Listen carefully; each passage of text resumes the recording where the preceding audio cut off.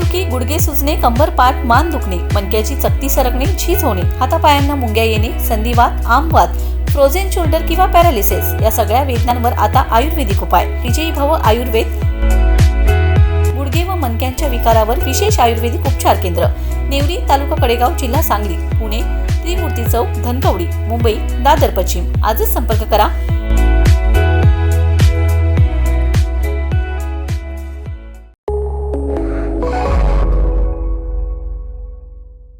नमस्कार, मी मयुरी आणि आपण पाहत आहात 7 स्टार न्यूज.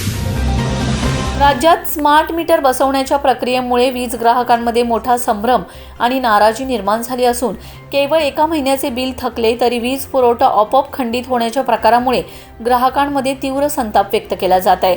महावितरण कंपनीने राज्यातील सुमारे 3 कोटी वीज ग्राहकांपैकी जवळपास 90 लाख ग्राहकांच्या घरी स्मार्ट मीटर बसवलेत. मात्र हे मीटर बसविताना अनेक ठिकाणी ग्राहकांची संमती घेण्यात आली नसल्याचा आरोप करण्यात येत आहे. या स्मार्ट मीटरमधील स्वयंचलित प्रणालीमुळे एखाद्या ग्राहकाचे 1 महिन्याचे बिल थकले किंवा बिल भरण्याची अंतिम तारीख उलटली की कोणतीही पूर्वसूचना न देता वीज पुरवठा थेट बंद केला जात आहे, अशी माहिती महाराष्ट्र वीज ग्राहक संघटना मुंबईचे सदस्य व विटा यंत्रमाग औद्योगिक सहकारी संघाचे अध्यक्ष किरण तारळेकर यांनी दिले. यापूर्वी वीज बिल थकले असल्यास ग्राहकांना तोंडी सूचना, व्हॉट्सअप संदेश किंवा लेखी नोटीस देऊन बिल भरण्यास मुदत दिली जात होती. नैसर्गिक न्यायाच्या तत्वानुसार ग्राहकांना संधी देऊनच वीज पुरवठा खंडित करण्याची कारवाई केली जात होती. मात्र स्मार्ट मीटरमुळे ही प्रक्रिया पूर्णपणे बदलली असून स्वयंचलित यंत्रणेद्वारे वीज पुरवठा थेट बंद केला जात आहे. फेब्रुवारी महिन्यात राज्यातील जवळपास 2.5 लाख वीज ग्राहकांना या प्रणालीचा फटका बसल्याचं सांगितलं जात आहे. विशेष म्हणजे अनेक ग्राहकांनी थकबाकी भरल्यानंतरही वीज पुरवठा पुन्हा सुरू होण्यासाठी 2-2 दिवसांचा कालावधी लागल्याच्या तक्रारी समोर आलेत. दरम्यान विटा शहरातील सुमारे 45,000 वीज ग्राहकांपैकी तब्बल 16 ते 17,000 ग्राहकांच्या घरी स्मार्ट मीटर बसवण्यात आलेत.